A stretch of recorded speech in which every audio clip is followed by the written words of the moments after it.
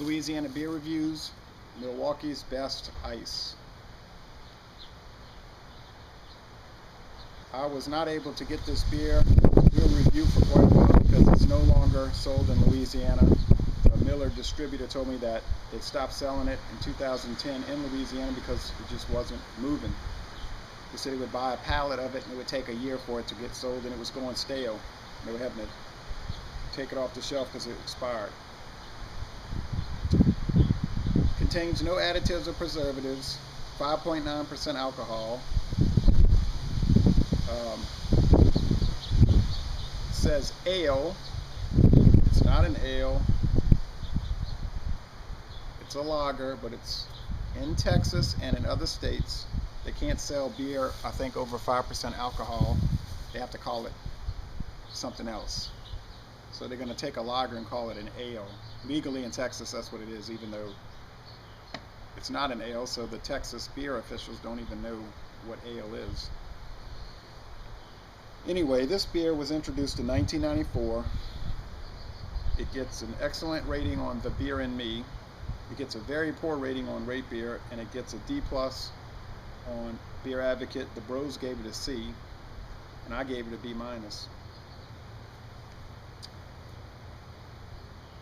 They used to also make Milwaukee's Best dry, but that's gone. Milwaukee's Best is an old brand that Miller bought from Gettleman Brewing of Milwaukee. They brought it back in 1984. Then I believe it was 86 they came out with the Milwaukee's Best Light, and then the Milwaukee's Best Ice came out in 94 during the big mid-90s ice beer craze. Well, let's give it a try here. Lots of smoke coming out of there. Lots of smoke.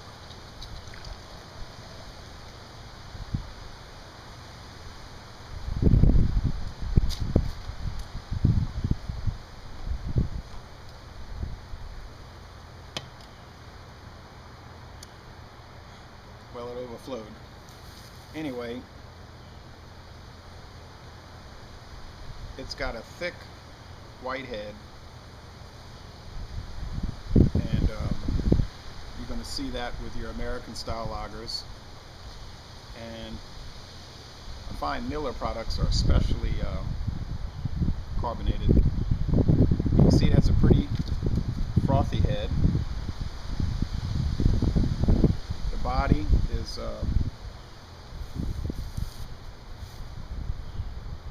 clear, golden, yellow golden, but more golden than yellow. So I'm going to just say, yeah, golden. A clear golden appearance with some bubbles streaming up. Most of the carbonation went right into the head. So it's a good looking beer. Now let's give it the smell test.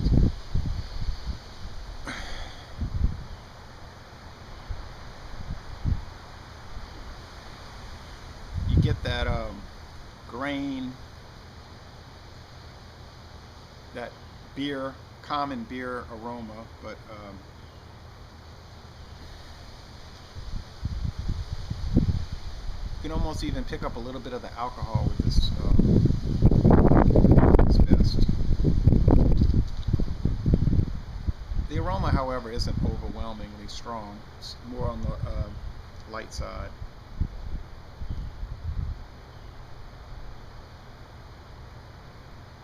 I did give it a B-, like I said, but I'm going to try to be open-minded with this, of course. So the smell is pretty good. Now we're going to give it the taste test.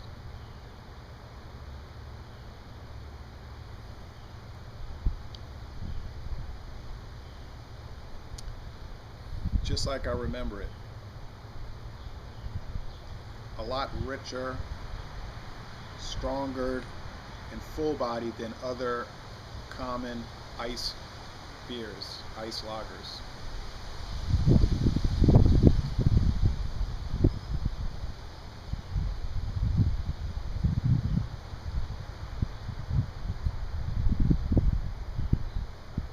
You got sweetness, you got the grain, and you got a lot more bitter, hoppy taste.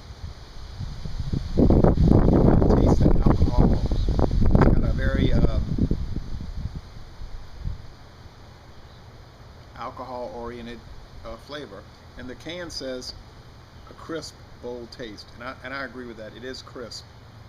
It's very dry, and it is a bold taste.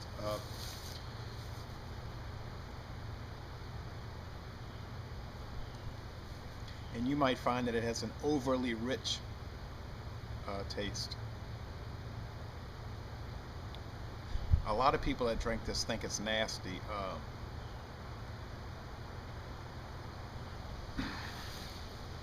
I think they find it nasty because they're not used to the peculiar taste it has. It has a bit of a peculiar taste, but it's much different than excuse me, Ice House or Bud Ice. It's got much less of a corn taste than the Bud Ice.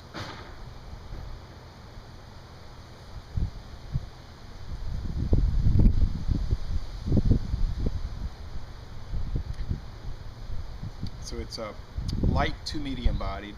The finish is crisp, quite refreshing, very dry. Of all the common Miller products, Red Dog, Miller High Life, Ice House, Miller Genuine Draft,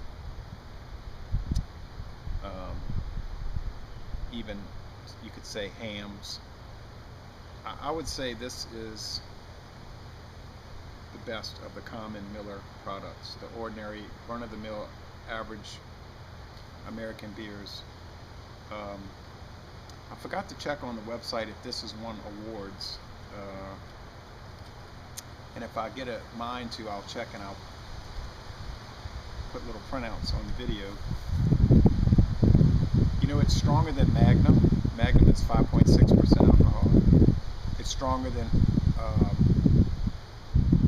Mickey's, which is also 5.6%. So this really is more of a malt liquor. It has a malt liquor sort of taste profile, and if you enjoy the bold, sort of overreaching taste of a malt liquor, I think you'll enjoy this. If you're not used to strong beers, this might throw you, but I used to not like it at first. When I first started drinking, I thought it was just a little too much. Now I really enjoy it. I wish I could still get it in Louisiana. So this is a treat. It's the first time I've had it in almost a year. And this is April 11, and I had it last time I think in June of 2010. And I probably won't have it again for a long time. I think they got a really cool new label that they came out with in 2010. So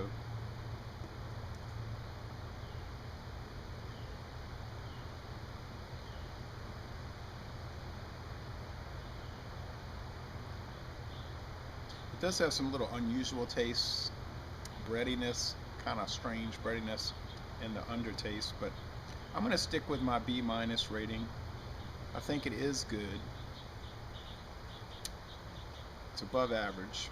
It's got its own little character, especially that color. Look at that color. That's a lot darker than most American beers. Kind of in the range of Red Dog. If you notice, Red Dog is a little darker, relatively darker. So, Laissez les bon temps rouler. This is a good beer. Good, not very good, but good. And I'm going to end this review by saying, y'all come on down to Texas.